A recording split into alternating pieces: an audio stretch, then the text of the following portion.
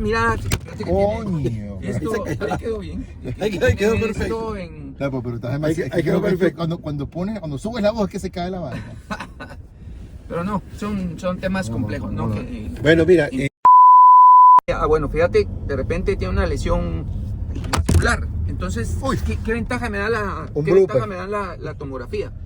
sigue, Bueno. no te pares. Yo llamo al vascular porque Primer episodio, ¿cómo se llama esta sesión? ¿Cómo se llama esta sesión? No sé. Lives Traumacar. Trauma.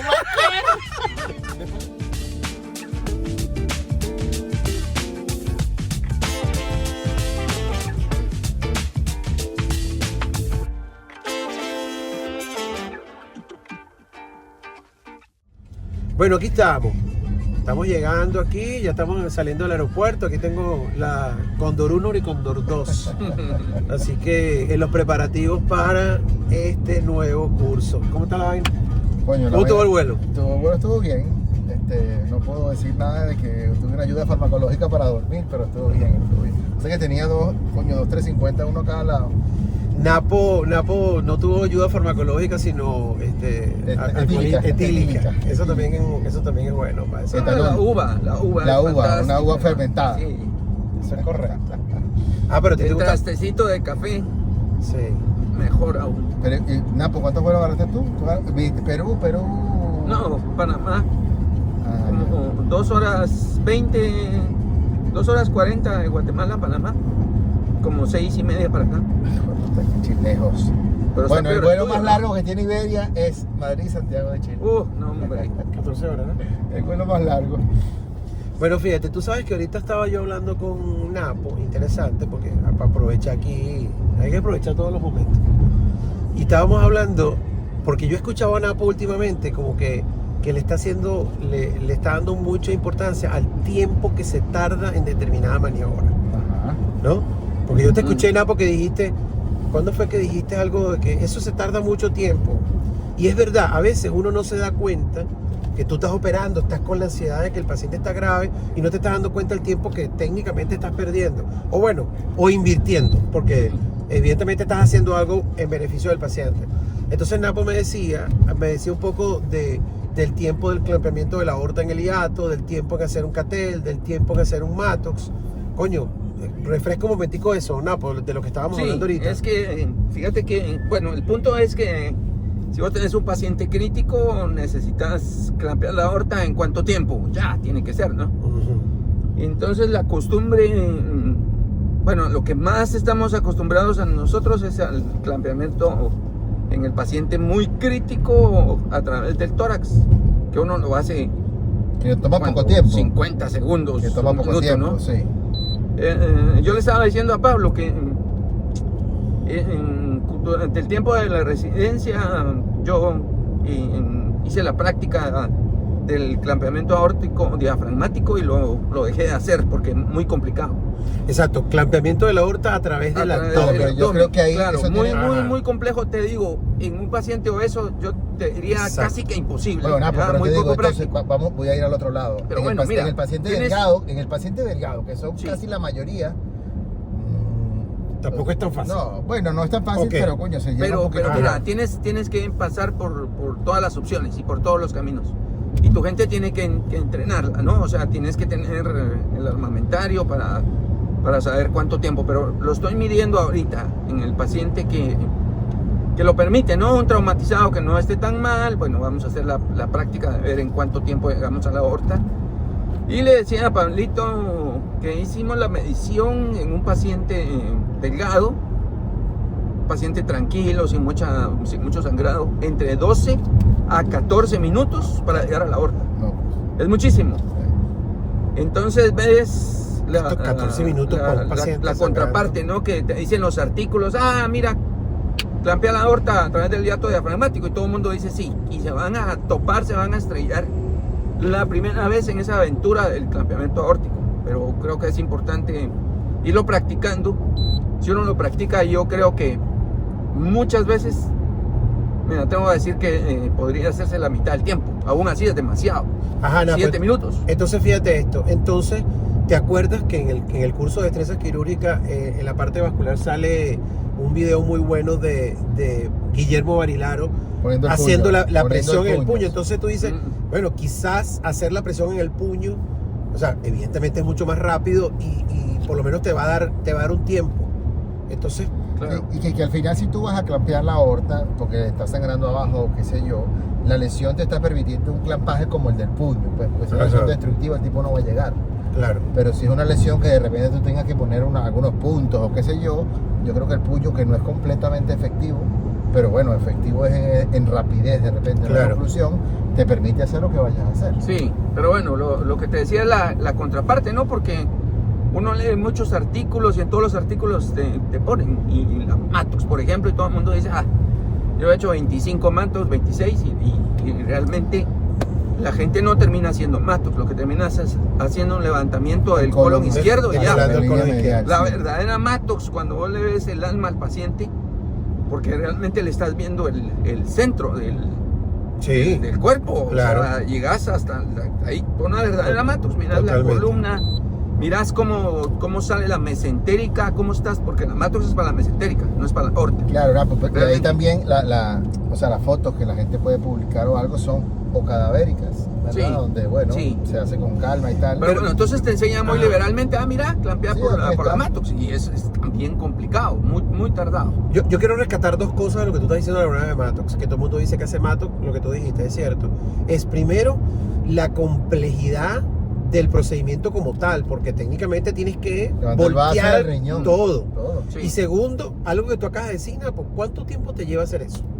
O sea, ¿cuánto tiempo te lleva a ti voltear un paciente al otro lado? Coño, hermana, Sí. o sea, en manos expertas Aparte, Pablo, de que no es libre de morbilidad también, porque que por o supuesto. sea, Le das- hay le muchos das- vasitos, no, y le das al lastimas la cola vaso del y le páncreas. das al vaso y lo vas a Es que tener tiene que traerte la sacando. cola, el cuerpo del páncreas, el Todo. riñón izquierdo, todo el colon, y eso no es libre de iatrogenia también, porque estás Totalmente. apresurado, ¿no? Entonces, es una maniobra peligrosa, poco práctica.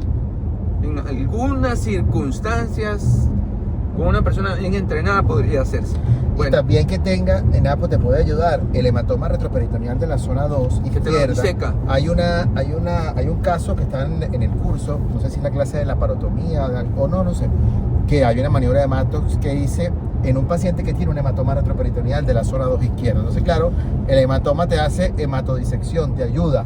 Pues tú apenas metes los deditos te lo vas Claro, trayendo. te lo separa. Sí, yo igual Claro. tenía que ver el riñón porque tiene una Mm. lesión renal, tiene una lesión esplénica, entonces yo dije, bueno, nada, vamos a hacer un Mattox aquí y se hizo completo, pero la verdad es que el hematoma me ayudó, me Sí. ayudó a disecarlo.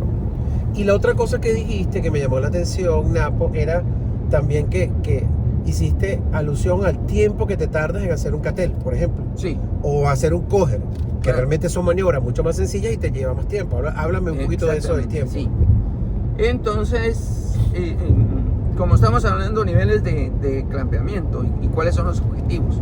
Si tu objetivo no es control de hemorragia, si tu objetivo es desviar el flujo en un paciente con choque hemorrágico, que vos sabés que a los siguientes minutos, Te lo vas a si llevar. ese paciente no le clampea, se va a morir por la hipoxia arriba y por el infarto, ¿no? Porque no le está llegando suficiente Sí. sangre. Ese Ahí- paciente tiene 2 litros. Completamente. Bueno, entonces si vos desvías desde una catel que uno cree que es muy abajo, pero es bastante arriba, Es correcto. porque están desviando todo el flujo Correcto. esplácnico, Correcto. el flujo de la pelvis y el flujo de la extremidad, que es exageradamente grande. todo. Correcto. Entonces, si no es por sangrado, sino que para desviar el flujo sanguíneo, suficiente con una catel. Eso es Y una correcto. catel le hemos medido nosotros en tiempo tranquilo, 1 minuto 50 segundos, ya tenés una catel. Y sin abrir el tórax, o sea, Correcto. que es una buena opción. Están todas las opciones, ¿no? La endovascular, la abierta en el tórax y toda la gama que tenés en el abdomen para elegir, ¿no? Y sabes que Napo también, la torácica, como lo dice el maestro, que uno clampea un poco la aorta ciegas porque realmente es difícil tocarla, el paciente tiene extrema, se colapsa y tal. Es más visual, pues ves más la aorta directamente que en el tórax, que estás ahí difícil, que uno regularmente pone la mano por encima de la columna y pone un clan curvo. Yo creo que también es más visual, estás más seguro Sí. con el clampaje. Claro, Claro. hay menos, digamos que el campo está más limpio desde el punto de vista anatómico, o sea, Total. no hay más cosas No. que ver. Pero fíjate que la última toracotomía de reanimación que hice, que fue la semana pasada, que una cuestión de indicación no más académica que otra, porque después les cuento el contexto, pero le enseñé al becado en ese momento a que era más fácil tocarla y hacer como la misma maniobra de Guillermo, hacerla ahí mientras tanto. Entonces tú puedes tranca aquí esto y se colapsa. Se colapsa, por supuesto que se colapsa. Oh, está bien. Mira, Cuño, acabas de decir algo muy poderoso. Tú sabes que hablando voy a salir del tema, pero volvemos a entrar. Hablando de los objetivos de la toracotomía resucitadora, más allá del masaje cardíaco, ¿verdad? Que sabemos que la efectividad aumenta con la toracotomía abierta.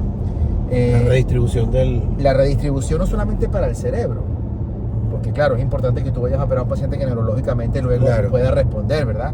Sino que acabas de decir algo tan clave que es la parada cardíaca. Si no se para, o sea, si está ahí y tú quieres que el corazón vuelva, tienes que garantizar que el volumen, que se llene el corazón. Exactamente. Que se llene, porque si no, no va a poder salir. No es la misma causa de la parada cardíaca en el contexto no traumático. Entonces, sí, que es otra fisiopatología. Sí, yo pondría es eléctrico y vos claro, pero fíjate que yo pondría como segundo objetivo, y ni siquiera segundo, en paralelo del control vascular. Primero, bueno, que no se te desangre si la lesión está por debajo del campamento. Evitar la muerte del paciente. Evitar la hipoxia cerebral y evitar que el corazón no se infarte, Sí. porque no va a salir si el corazón se ha infartado por más masaje cardíaco que le des, Correcto. por más sangre que le pongas, por más adrenalina, por más de lo que sea. Entonces yo creo que es algo que tiene que tener el cirujano en la cabeza, decir, mira, voy a poner este clavo aquí por 3 cosas principales: que el cerebro tenga oxigenación, que el corazón tenga sangre para poder funcionar, y que por debajo no se me esté saliendo Llenar la Si no, bomba. no sale. Si no, no sale. De Llenar el ninguna tanque, forma. llenar el tanque. Y eso es importante porque eso te ejemplifica la importancia del trabajo en equipo. Porque tú naces con abrir el tórax y ya, tú tienes que tener a alguien que le esté bombeando sangre a ese paciente para que le llene el corazón, porque si no estamos jodidos. Sí. No va a pasar nada. Y hay un estudio que, por cierto, Juan Pablo lo puso en una clase también de parada cardíaca, donde hicieron una prueba con cerdito. Y entonces al cerdito que se le llenaba el tanque, aún sin darle masaje, el corazón volvía. Entonces, sí, aquí el problema es de volumen. Aquí el problema es volumen.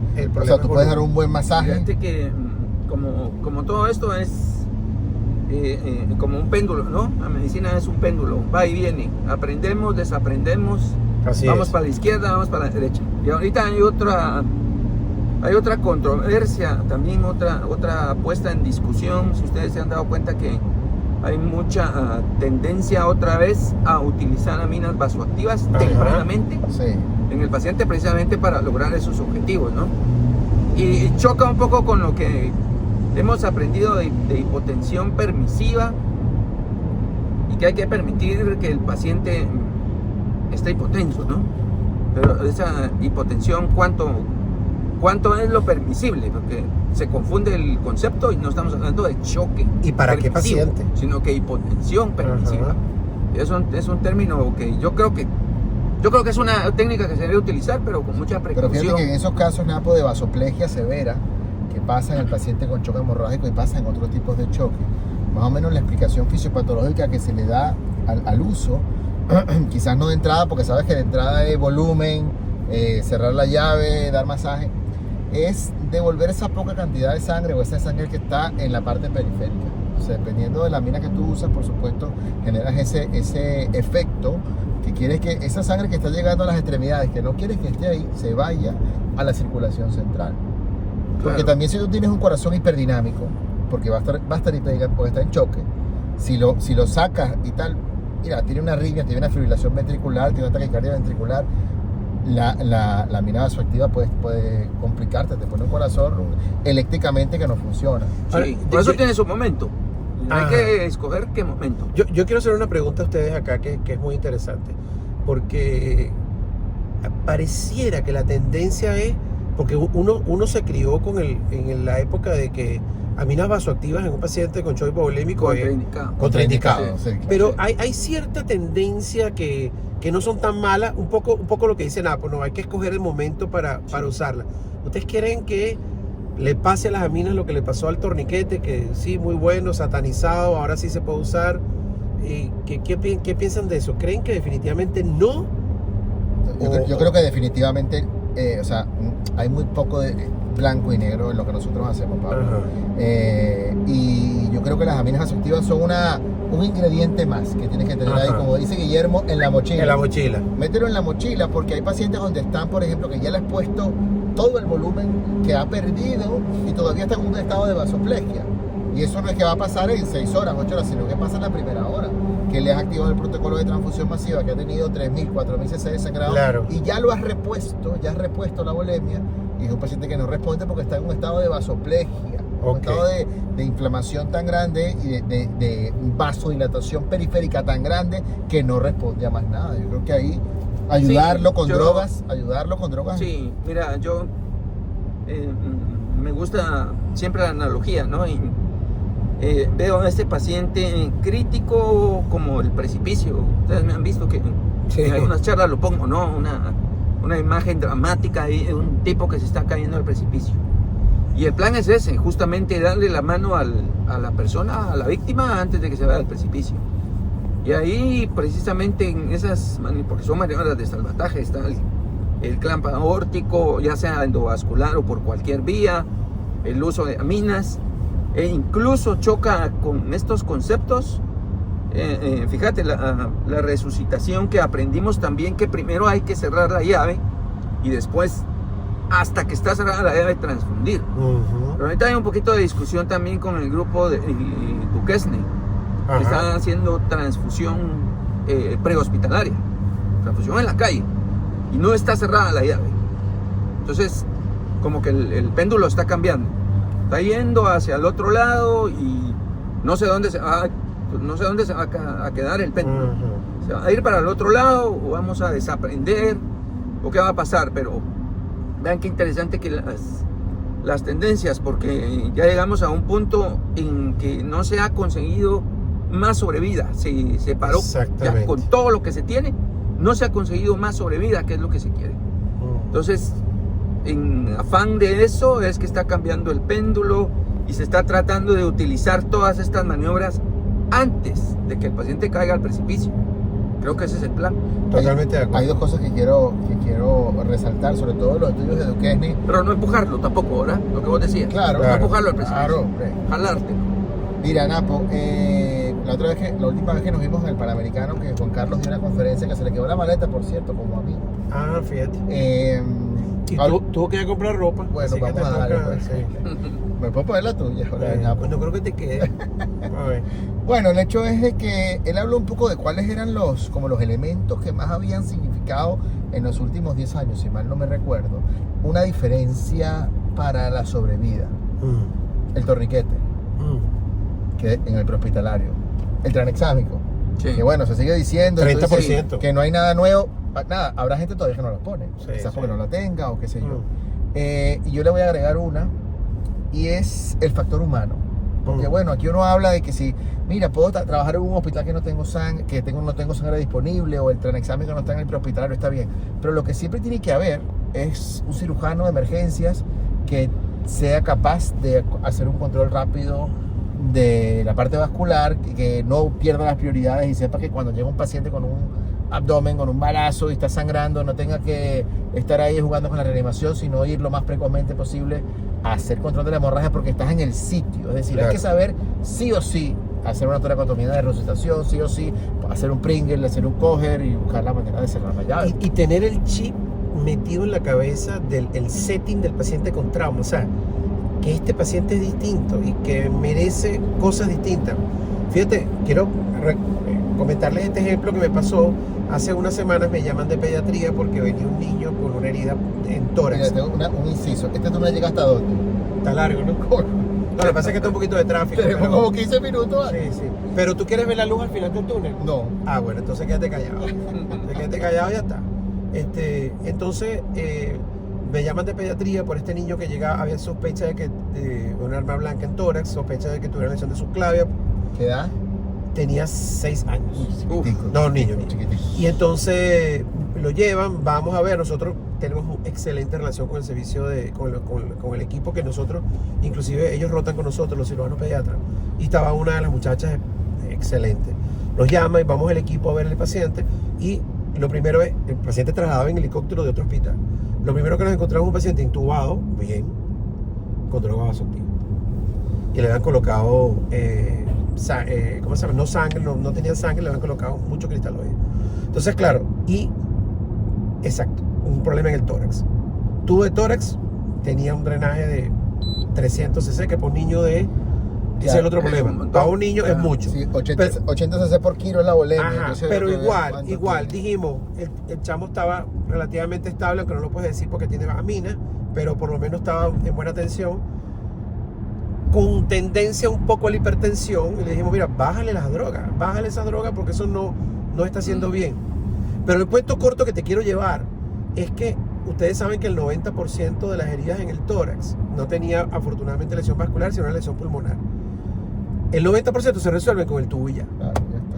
Pero si yo tengo esa lesión y al paciente le pongo droga vasoactiva, eso va a ser grave. Claro, y eso fue lo que nos hizo que ese niño tuvimos que operarlo y tener una lesión del parénquima bien pegadito abajo del lobar.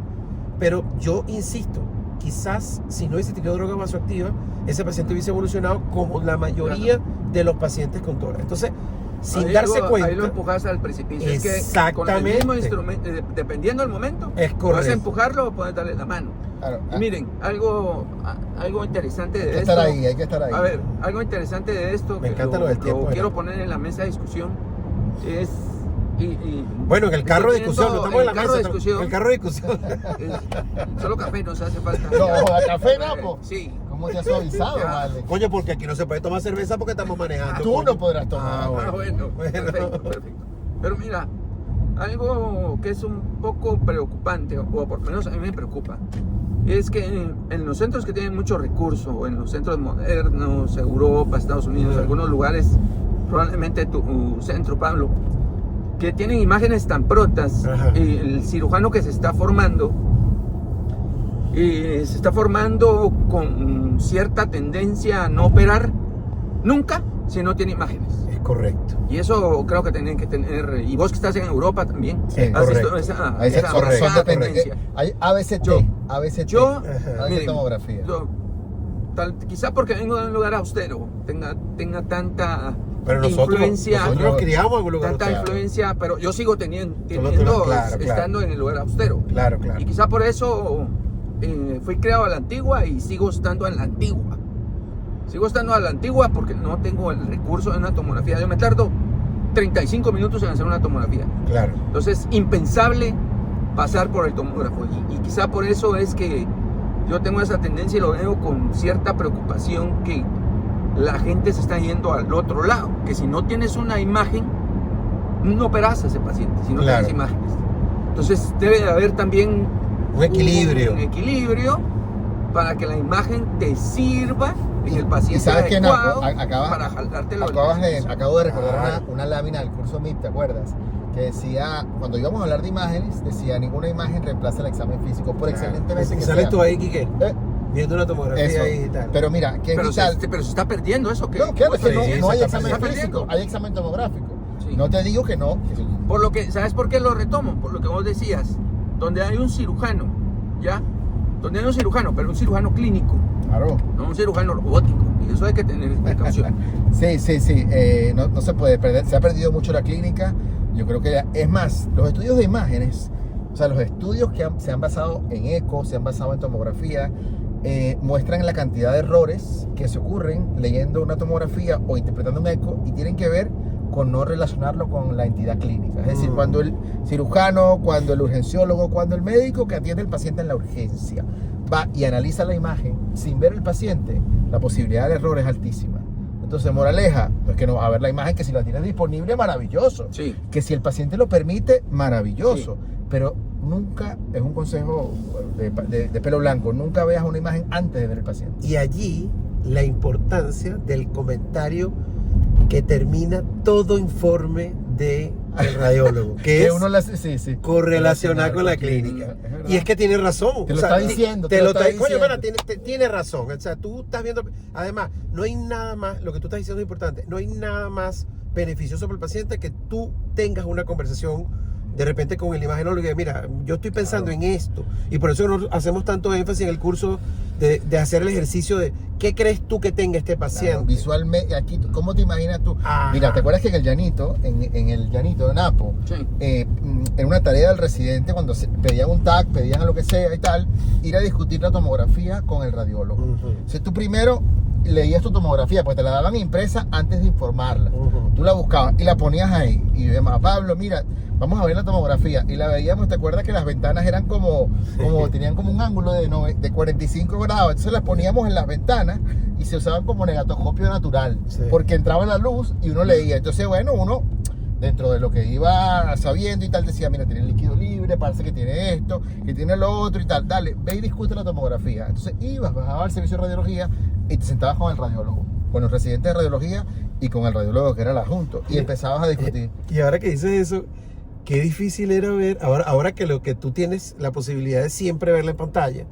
Y yo digo que el scroll que Claro, tú ibas haces, y venías, que tú ibas y venías. subes y bajas, eso te da mucha... Eran tomografías qué impresas. difícil, ¿no? Ahora qué difícil era ver imagen por imagen. Claro, y chiquitica. Exactamente. Y chiquiticas. Ahorita la ves así, amplías. No, y ahorita, y a medida que pasa el tiempo es más difícil. ¿verdad? No, y fíjate que ahorita también pues, saltas en el software del corte axial al coronal. Exactamente. Vuelves de nuevo. No, los compara.